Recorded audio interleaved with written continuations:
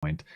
And I know we're a little bit late to this story, but as I mentioned at the top of the show, the videos coming out of Corona lockdown in Shanghai are just completely insane. They're out of a dystopian movie or something like that. And we haven't discussed them yet. So I want to take the opportunity. Do you have, what's the context here? What are the facts of Shanghai's lockdown? Sure. So half the city was placed on lockdown on March 28th, and then the entire city on April 1st. It's 26 million people confined to their homes. And initially they were allowed to leave for essential reasons like getting tested for COVID or going to the grocery store. But then it seems that they are not allowed to leave for any reason at this point. So people are, really, really angry. And from what I can tell, this seems like it's a response to Omicron. Although there are theories coming about that perhaps they've identified a more virulent strain. It is about that time, isn't it? Just before the midterms.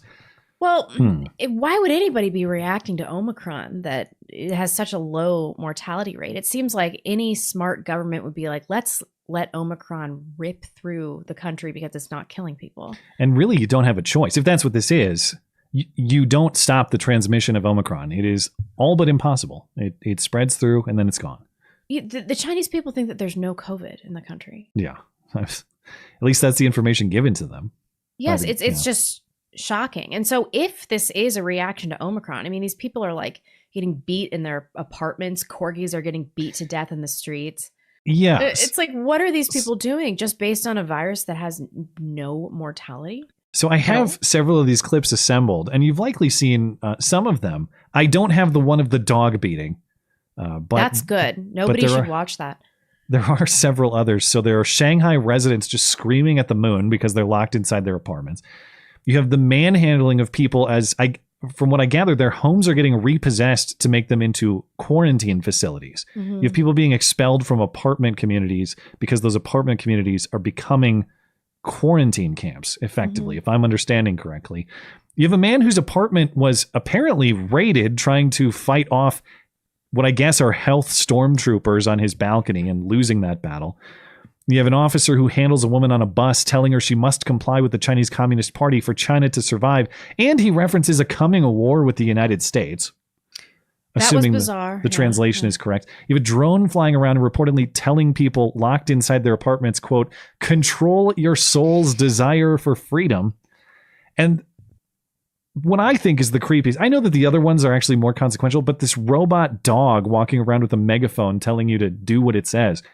Oh, yeah. And then I saw another one that I didn't even send it to you because I didn't want to watch it again. But it was all these children, these babies, getting taken away from their parents because they tested positive. Oh, my God. I haven't even seen that. It was so upsetting. I was like, I cannot even put this on the show. Here are some of the Shanghai scenes.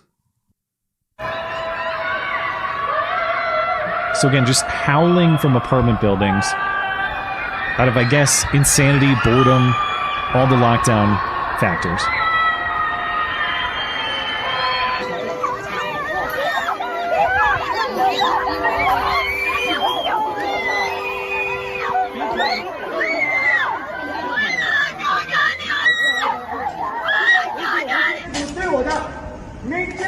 This is the guy on his balcony.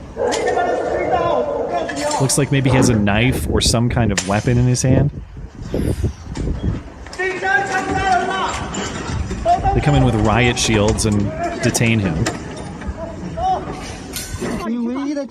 And then this is the officer confronting the woman on the bus. I'm telling you, it's not caused by our police. It's caused by the whole international situation. If you continue to behave like this, there's no hope for China. We're going to war with America, don't you know?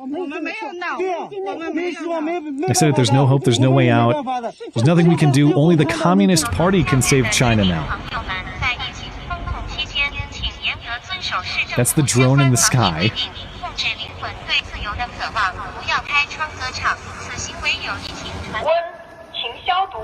And here's the robot dog on the street with a megaphone. Just want to smash it.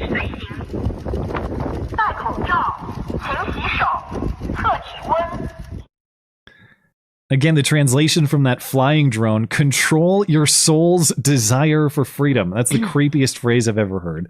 We can't let these people take over our country. Well, that's why the phrase about war with America is so chilling, too. What does he know? Is he just speaking totally hypothetically, or does he have some information? No country whose people are compliant to this degree could possibly take over the United States of America, right? Well, I guess the other side of it is these, in large part, I think, are a lot of people who are willing to do exactly as they are told. And that's Americans are not like that.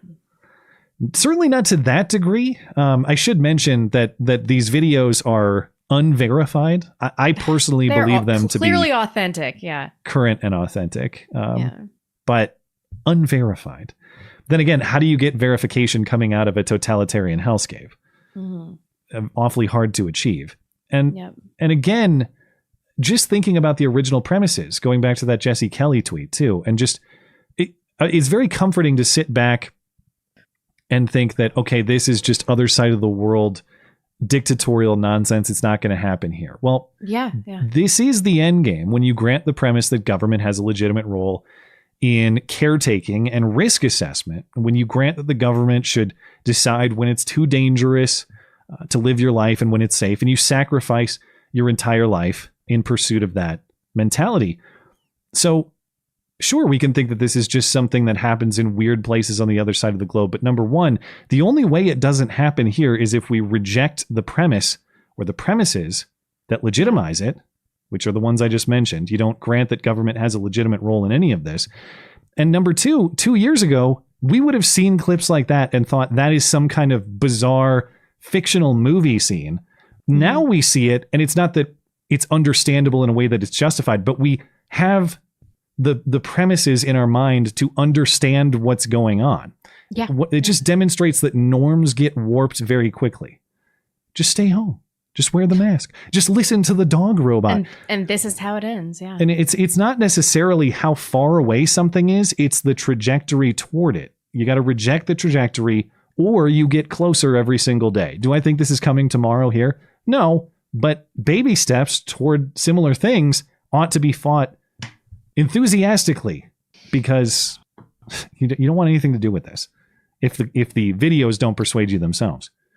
It's every kind of propaganda has to be tailored at the individual level, or at least at the level of the nation. So what's going to work in China is not going to be effective here. People would just be shooting that robot dog out of their windows here. Like, that was my first thought. That thing. Didn't you just want to bash it? It needs to be put down. Baseball I bat, Am Legend whatever. Level, just creepy dystopic stuff. All right. Do you have any other thoughts on Shanghai? I mean, I hope that these people can escape this. Good luck. But you can't really escape the tyranny of your own government ever, can you? Well, you definitely can. It's just at what cost and how violently. And especially when you're talking about that many people involved, there's no way to correct that without a massive mess. I mean, they're not going to overthrow the Communist Party of China. They could if they all decided they wanted to. There are more people oppressed than oppressors. But it certainly would not be a clean and easy effort.